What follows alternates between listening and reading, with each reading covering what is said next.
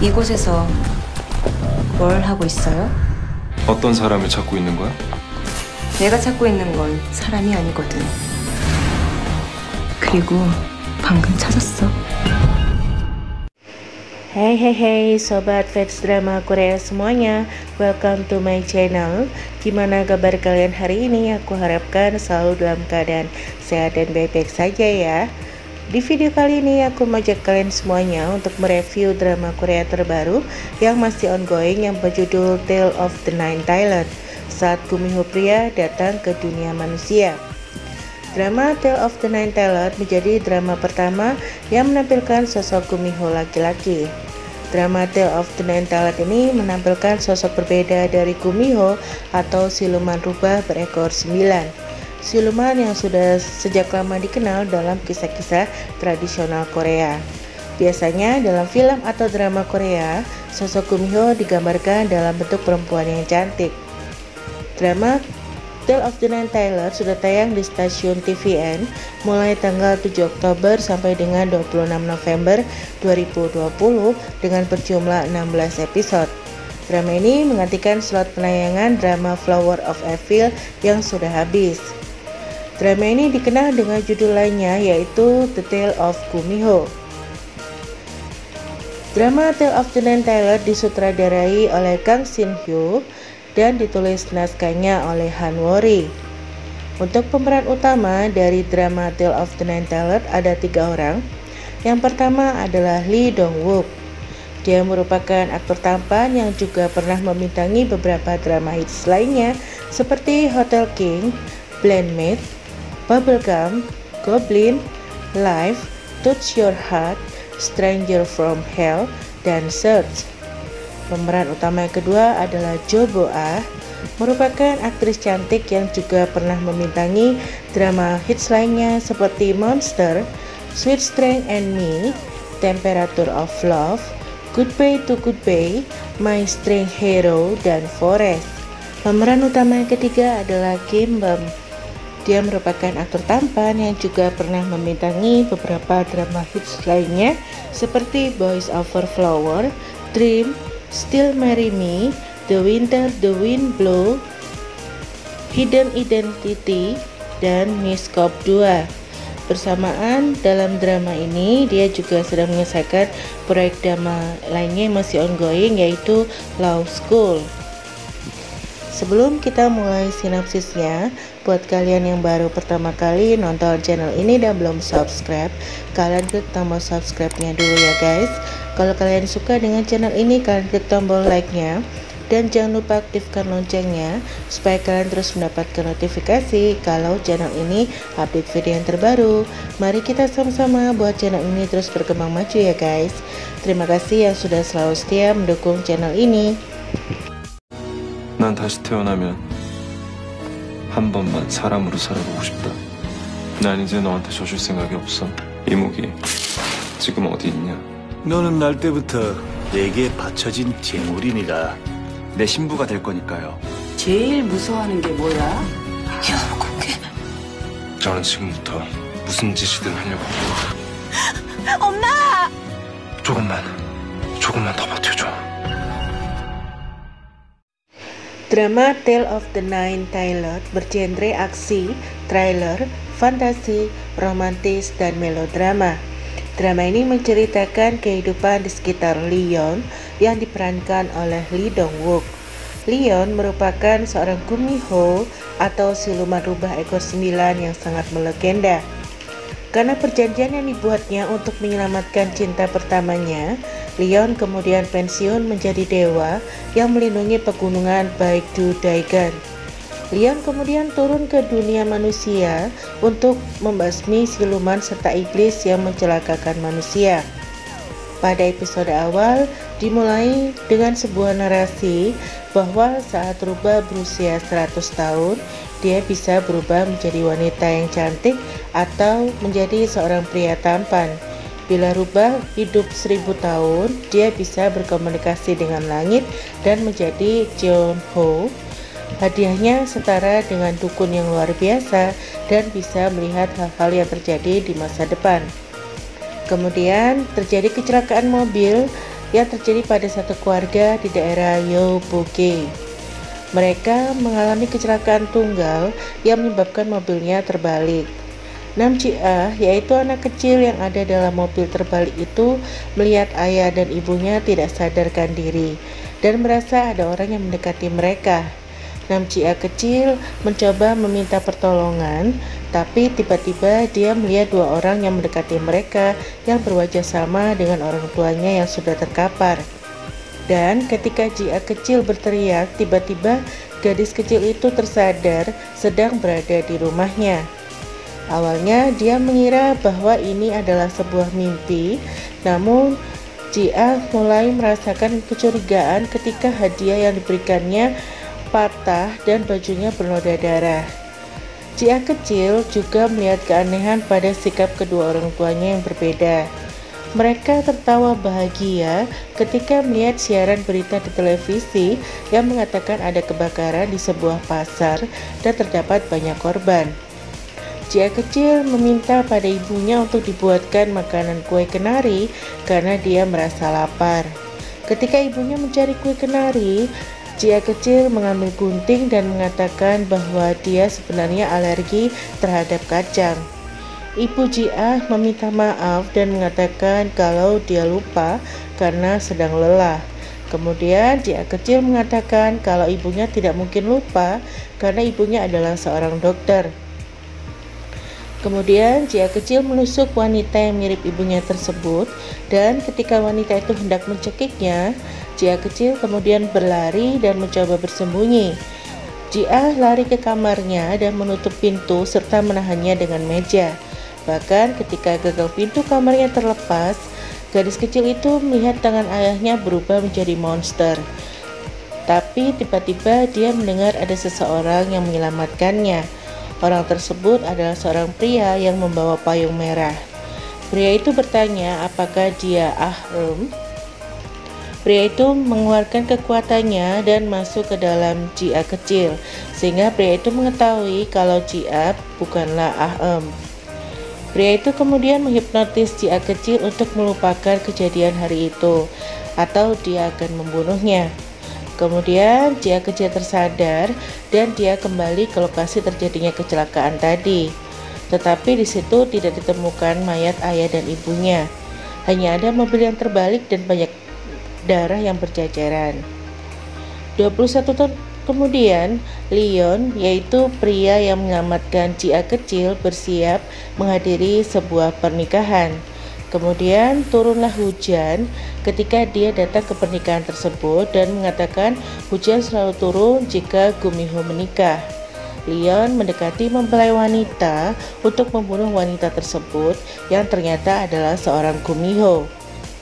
Tapi Gumiho tersebut memohon kepada Leon untuk membiarkannya sekali saja karena dia sudah berubah dan tidak mencelakakan manusia lagi, serta dia berharap bisa melaksanakan pernikahannya.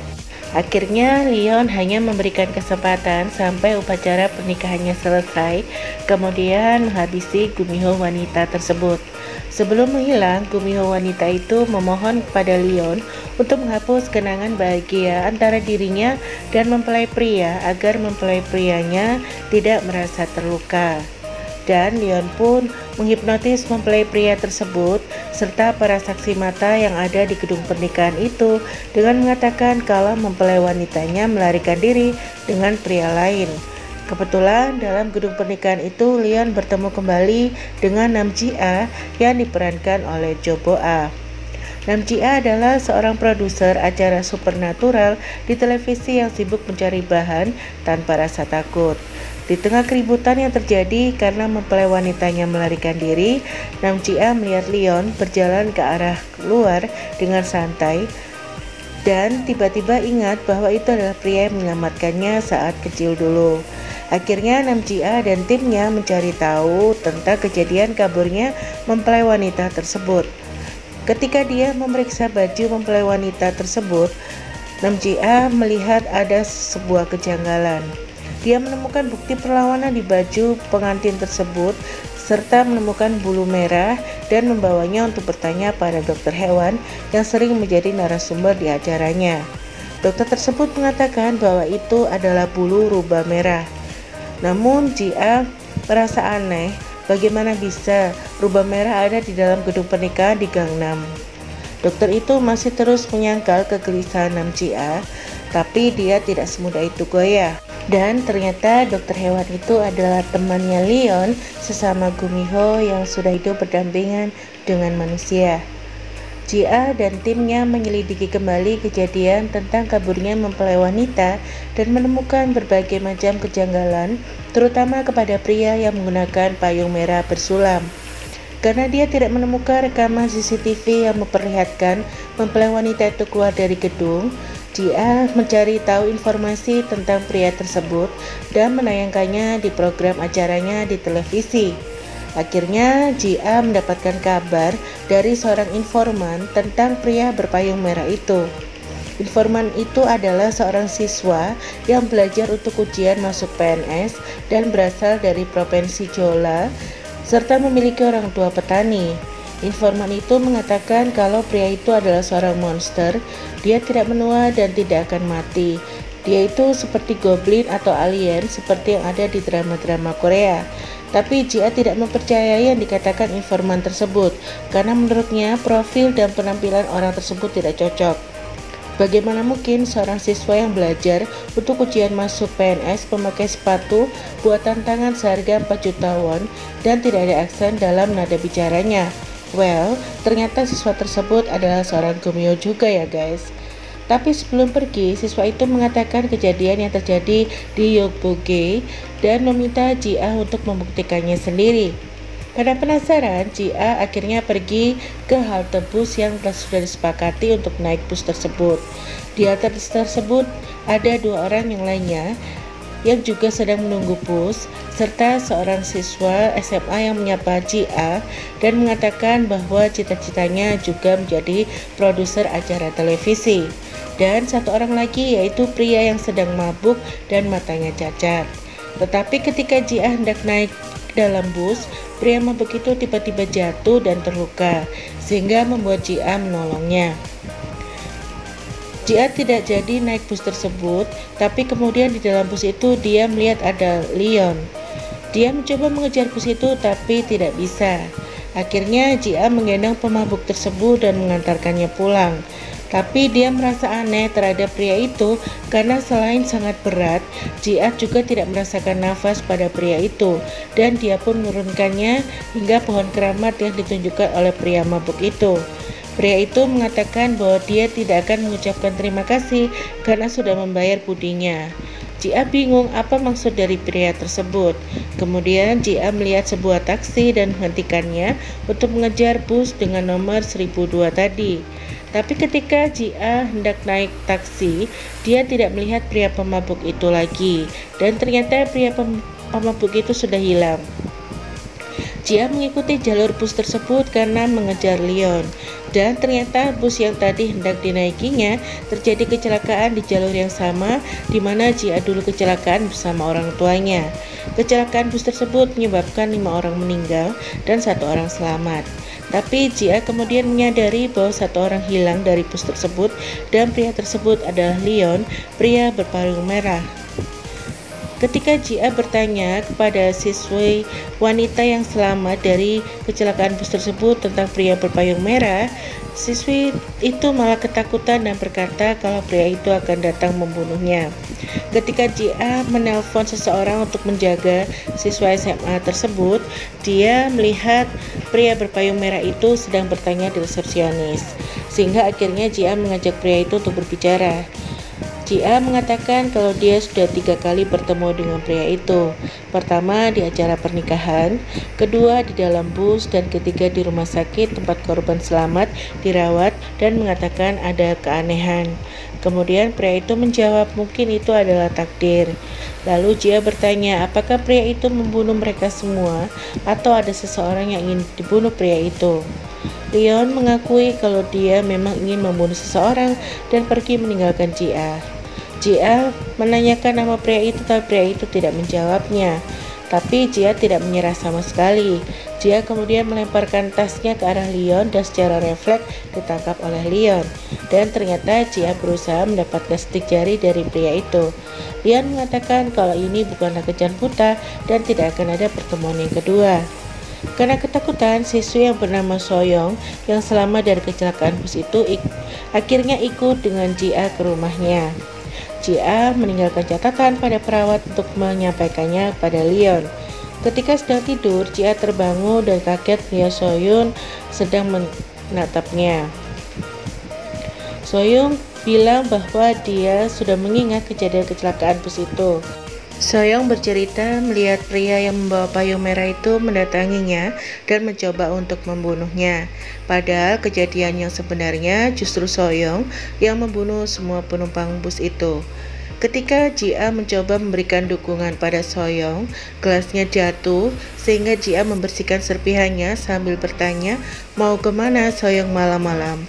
Karena setelah mengecek jalur bus tersebut ternyata berlawanan dengan arah rumah Soyoung. Lalu tiba-tiba Jia mengancam Soyoung dengan pecahan serpihan gelas itu. Bukannya Soyoung menjadi takut, dia justru bertanya sejak kapan Jia tahu kalau dia bukanlah Soyoung. Lalu Soyoung berubah menjadi Lirang, yaitu informan yang tadi mendatangi Jia. Jia mencoba menyerang menggunakan serpihan gelas itu tapi tidak mempan. Jia mengatakan kalau dia sebenarnya hanyalah umpan untuk mendatangkan Leon. Tiba-tiba Leon datang dan marah serta bilang kalau dia sudah mengatakan kalau tidak akan ada pertemuan kedua. Tapi siluman itu malah menyerang Leon dan ternyata Lirang adalah adik tirinya Leon. Ketika mereka berkelahi, ternyata Jia sudah menyimpan kamera secara diam-diam. Lira mengajak Leon untuk rehat dan meminta mereka lebih baik bertaruh daripada mereka bertengkar. Lira mengatakan kalau sampai akhir bulan Leon tidak bisa menemukannya, maka wanitanya akan mati. Dan pastinya Leon tahu kan siapa wanita yang dimaksud Lirang? Jia melihat hal itu, lalu saat dia menghampiri Leon, mata Leon berubah dan mengatakan memintanya untuk melupakan semua yang Jia ketahui tentang dirinya. Well, ternyata Jia tidak melupakan Leon. Ketika Leon memasuki ke dalam rumah dan dia melihat laptop yang memutar rekaman Jia dari balkon mengetahui identitas Leon, tapi yakin kalau itu identitas palsu. Dan ternyata dia masih mengingatnya. Jia mengetes Leon dengan menjatuhkan dirinya dari atas balkon sambil memegang file rekaman asli dari rekaman video itu. Dan Leon menyelamatkan Jia sehingga membuat Jia akhirnya yakin kalau Leon bukanlah manusia. Tapi kemudian secara tiba-tiba Jia menusukkan obat ke leher Leon. Demikian review drama Tale of the Nine Tailed. Buat kalian yang baru pertama kali nonton channel ini dan belum subscribe, kalian klik tombol subscribe-nya dulu ya guys. Kalau kalian suka dengan channel ini, kalian bisa klik tombol like-nya dan jangan lupa aktifkan loncengnya supaya kalian terus mendapatkan notifikasi kalau channel ini update video yang terbaru. Terima kasih sudah menonton sampai akhir. Kita ketemu di next video berikutnya. Sampai jumpa, dadah.